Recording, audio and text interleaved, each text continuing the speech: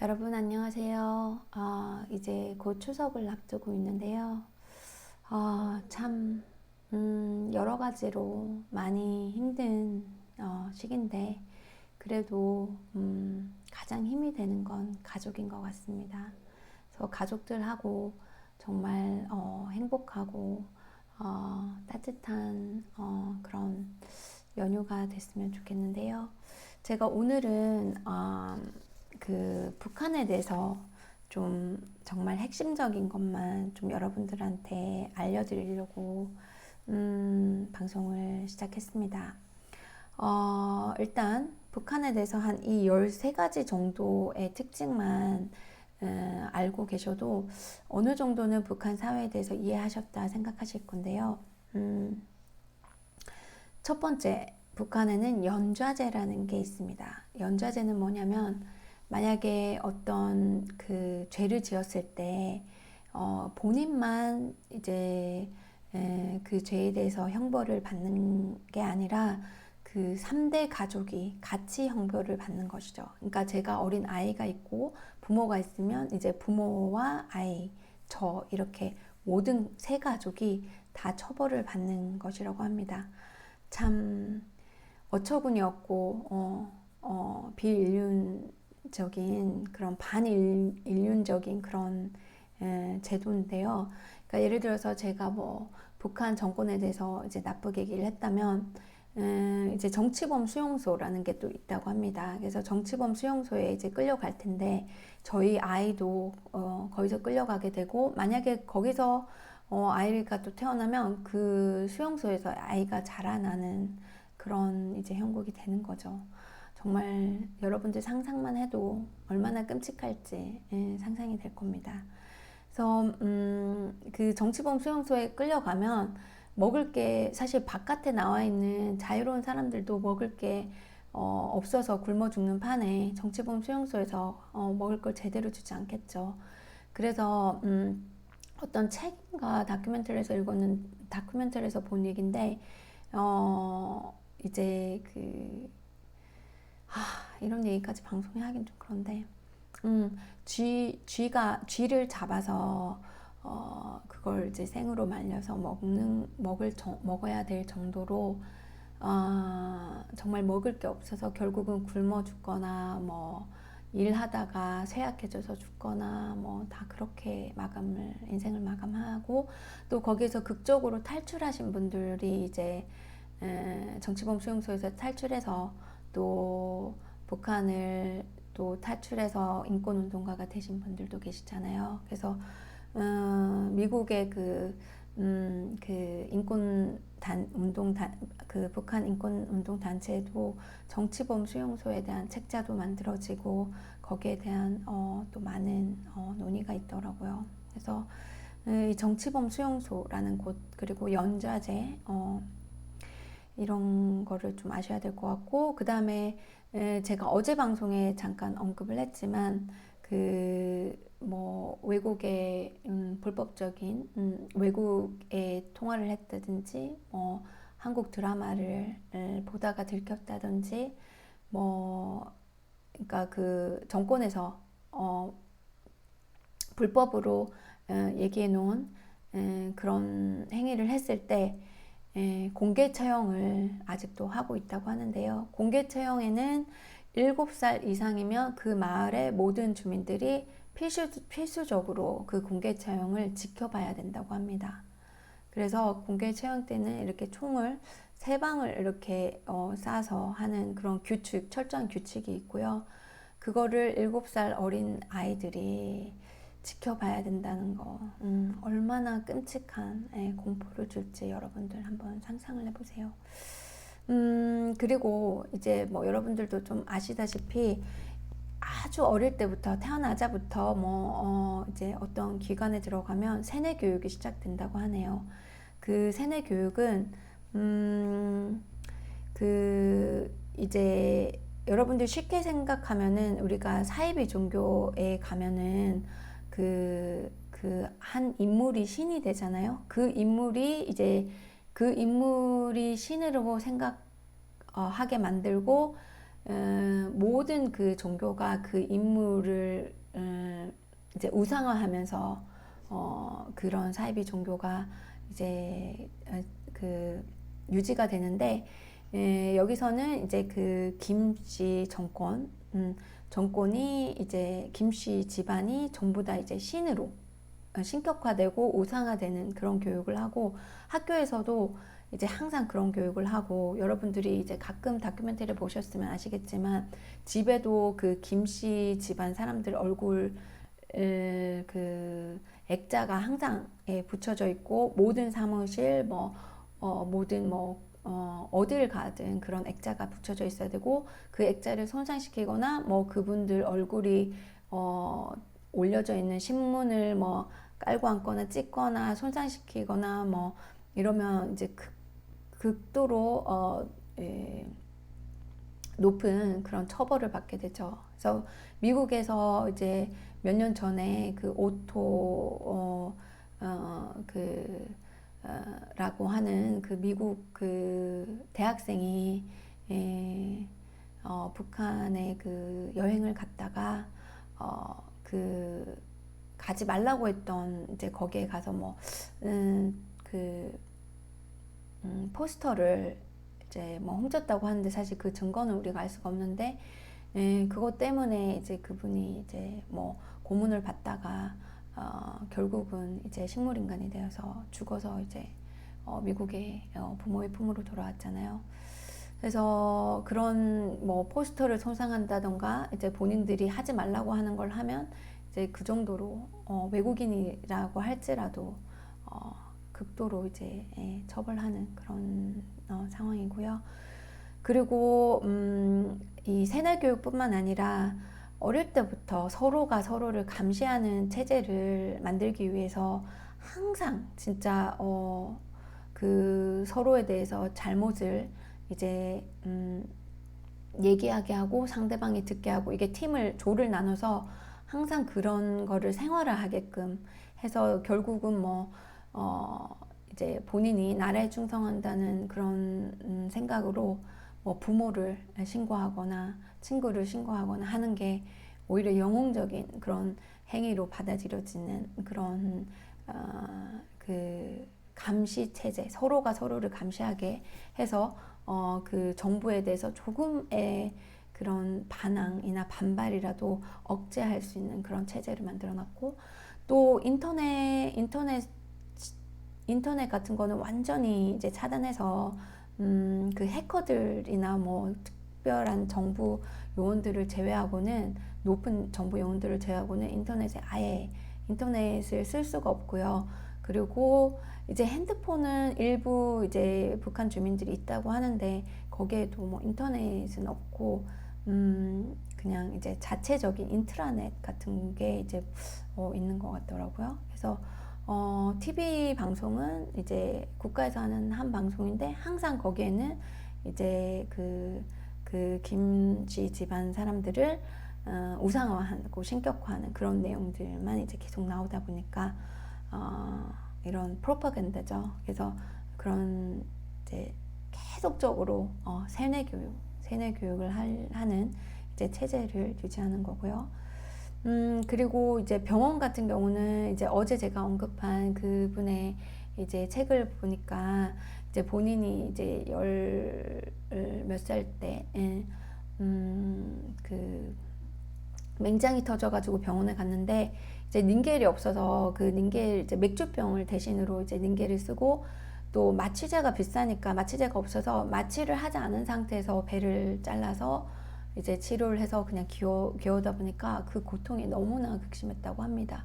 근데 그 고통에도 불구하고 이렇게 병원을 나오니까 그 길 주변에 시체들이 산더미 같이 쌓여 있는 걸 봤다고 합니다. 시체들이 진짜 그대로 쌓여 있으니까 냄새뿐만 아니라 그 광경이 그 어린 아이의 눈에 어떻게 보였겠어요. 그래서 그렇게 배가 아픈 상태에도 엄마를 설득해서 북한에서 탈출하자 해가지고 정말 그렇게 엄마 손을 잡고 그 14살인가요? 13살인가 갑자기 생각이 안 나네요. 그때쯤에 그 엄마 손을 잡고 목숨을 걸고 탈출을 했다고 했잖아요. 그래서 지금 상황이 그런 상황이라고 합니다. 근데 이제 여러분들이 보셨을 때 이제 우리에게 TV에 보이는 부분은 평양의 한 부분만 가끔씩 보여주잖아요. 그 평양은 굉장히 다른 도시와는 이제 천지 차이로 다르고, 그리고 아무나 평양을 갈 수 있는 게 아니라고 합니다. 그래서 평양에 가려면은 특별한 허가권을 받아야 되고, 그리고 각 지역에서 지역별로 이렇게 자유롭게 움직일 수 있는 게 아니라 항상 허가권을 받아야만 움직일 수 있고, 뭐 평생 진짜 평양에 한번 가보는 게 그런 손인 사람이 있을 만큼 이렇게 지역별로 다니는 게 굉장히 엄격하게 구분되어 있다고 합니다. 그래서 제가 그런 생각을 하니까, 여러분 영화 중에 설국열차 영화 있잖아요. 거기 보면 칸별로 완전히 이 삶이 구분되잖아요. 물론 평양의 삶이 막 엄청 화려하고 막 잘 살고 그런 건 아니지만, 그 상대적으로 지역별로의 편차가 북한은 굉장히 큰 것 같더라고요. 그래서 그 북한을 생각하면 설국열차 같은 그런 게 좀 생각이 됩니다. 그리고 또 이제 군대를 이제 가는데, 군대를 10년 동안 간다고 합니다. 그러니까 젊은 청년 시절을 거의 군대에 바치니까 어떻게 정상적인 그런 생각, 사고를 가질 수 있겠어요. 정말 여러분 군대 갔다 오셨으면 이 10년간 군대를 간다고 한번 생각을 해보세요. 진짜 너무 끔찍할 것 같죠. 그리고 만약에 이제 뭐 예전에 그 1990년대 말에 엄청난 그 수백만 명의 북한인들이 이제 굶어서 돌아가셨다고 했잖아요. 그게 이제 고난의 행군이라고 이제 알려져 있는데, 그때 많은 국제단체에서 이렇게 구호 물품을 보내고, 우리나라에서도 김대중님 정권 때 이렇게 쌀도 보내고 했는데, 그런 것들이 일반 시민들한테는 돌아가지 않는다고 합니다. 제가 그 미국 살 때 LA에서 만났던 분은 그때 딱 한 번 그 쌀밥 한 번 나오고 그렇게 이제 외국에서 도와줬을 때 그 뒤로 전혀 아무런 도움이 없었다고 합니다. 그래서 그 구호 물품을 이제 제가 어떤 다큐멘터리를 보니까, 구호 물품 자체를 이제 빼돌려가지고 그걸 또 다른 나라에 팔아가지고 그걸 이제 군대나 본인 정권에 필요한 돈으로 또 쓴다고 하네요. 그러니까 우리가 아무리 북한 사람들을 도와주기 위해서 구호 물품이나 물자를 보내도 그게 그 북한 주민들한테 간다는 보장이 없다고 합니다. 그래서 한 그런 인권단체나 구호단체들은 물품을 보내는 건 좋지만, 그 보내는 게 정말 그 북한 주민들한테 가는지 안 가는지 감시를 하고 이렇게 확인을 하고 싶은데, 북한 정권이 그걸 허가해 주지 못해서 확인을 하지 못했다고 합니다. 그래서 정말 우리가 북한 주민들을 도와줄 때는 북한 주민들한테 갈 수 있는지, 그게 정말 어려운 사람들한테 가는지 확인할 수 있게끔 허가를 줄 때에만 북한에 구호 물품을 보내야 된다. 저는 그렇게 생각을 합니다. 그렇지 않으면 북한의 정권에 들어가서 그게 나쁘게 쓰일 수 있는 가능성이 있기 때문에 결코 북한 주민들을 도와주는 게 아니잖아요. 그리고 이제 북한은 이제 아무래도 국제적인 제재나, 그리고 그런 여러 가지 조건 때문에 항상 뭔가 좀 돈이 부족하잖아요. 그러다 보니까 북한의 주민들을 해외 노동자로 파견을 한답니다. 그래서 러시아나 뭐 다른 나라들에 파견을 해서, 그분들은 굉장히 정말 진짜 생존만 가능할 정도의 아주 미약한 돈만 주고 나머지는 다 정부에서 돈을 다 빼앗아 간대요. 그래서 그 노동자들의 삶이 정말 제 학생 중에 러시아에 가서 진짜 그런 노동자를 이제 직접 목격한 분이 계셔서 이제 저한테 말씀해 주셨는데 정말 정말 어렵게 사시고 고통스럽게 살고 정말 얼굴 표정이 거의 무표 진짜 사람의 표정이 아니라고 합니다. 그러니까 그 정도로 이 북한의 많은 주민들은 정말 노예처럼 노동력까지도 노동력 이제 그런 노동에 대한 대가를 받지 못하고 노예처럼 살고 계시는 것 같더라고요. 그래서 그런 해외 노동자들의 그런 해외 노동자를 파견해서 그 돈을 이제 또 정권에서 걷어들여서 뭐 핵무기 개발이라든지 군대의 유지라든지 이런 데에 쓰고요. 그리고 또 북한의 그 정권의 특징은 뇌물 정치를 한다고 합니다. 그러니까 높은 고위 관료들한테 항상 뇌물, 뭐 외국의 유명한 메이커의 뭐 시계라든지 차라든지 막 그런 뇌물 있잖아요. 그런 뇌물을 주는 그게 관행이라고 합니다. 그래서 그런 어 이제 대대적으로 그렇게 항상 뇌물을 주면서 정치를 하는데 또 동시에 아이러니하게도 그 본인 이제 김정은 씨가 이제 정권을 받았을 때 또 숙청을 100명 이상을 고위 관료들을 숙청을 시켰잖아요. 그래서 지금 사실 내부에 그 숙청을 당한 사람들, 주변 사람들, 가족들이 다 있을 거잖아요.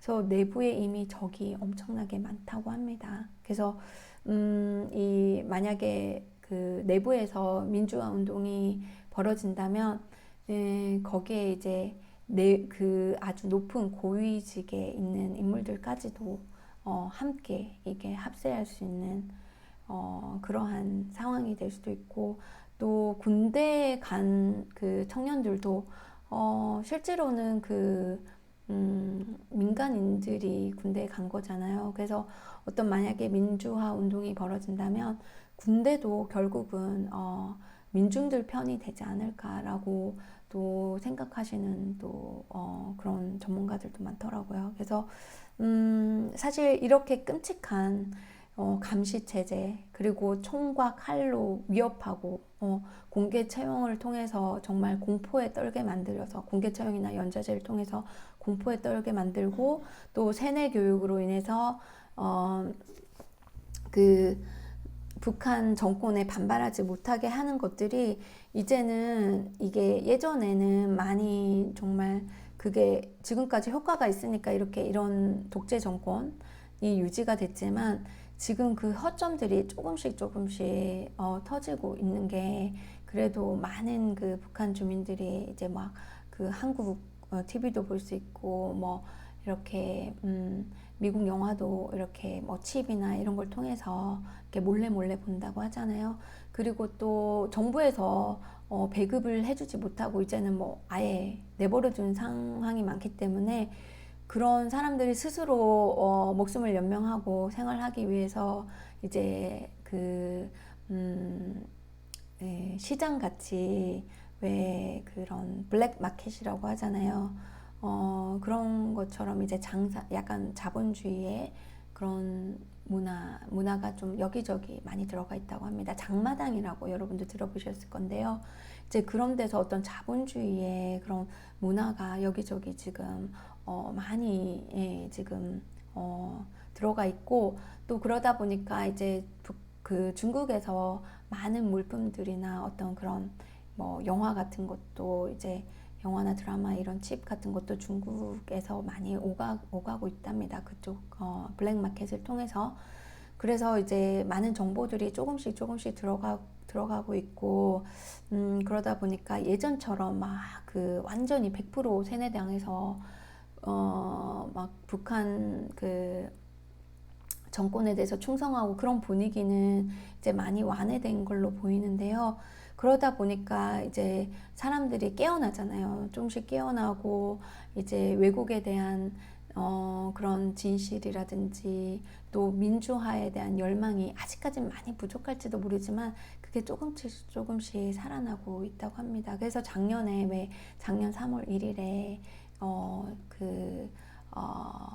그 임시정부 수립이 됐었잖아요. 그 새로운 뭐 자유조선이다 이래가지고 이제 그런 움직임들도 조금씩 생겨나고, 또 미국에 계신 그 한인들이나 미국의 그 인권 운동을 하시는 분들도 이제 많이 도와주시는 걸로 저는 이제 그래서 들었는데요.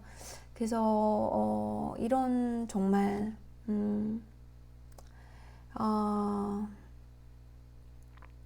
이런 진짜 뭐 전 세계에서 찾아볼 수 없을 만큼 끔찍한 그런 인권 유린을 하고 있는 북한 정권이 70년 동안 유지될 수 있었던 게, 이런 정말 여러분들이 저는 상상할 수 없는 이런 모든 체제 그런 이런 모든 제도에서 가능할 수 있었습니다.